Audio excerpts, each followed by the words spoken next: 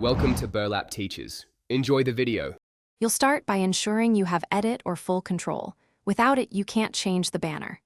Once done, open the Sharepoint site in the modern experience and go directly to the homepage you intend to edit. Make sure the site header is visible and that you're in the site context, not a subpage. This prevents editing the wrong location. Now switch to the page edit mode using the edit button in the top right so the header settings become available for adjustment. Next, click the site header area and choose Change Image or Edit Site Header depending on your tenant.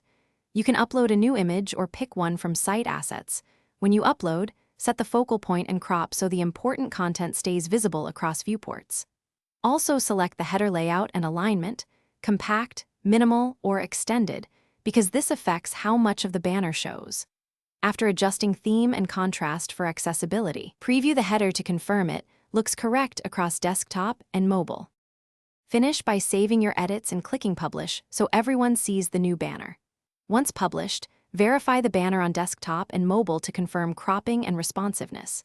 If the image doesn't appear, clear your browser cache and refresh, then confirm the image file has correct permissions in Site Assets. Blocked files won't render. If something's wrong, open page version history and restore the prior header while you fix the asset. This avoids downtime and keeps your site consistent. Thanks for watching. Consider subscribing if this video helped you.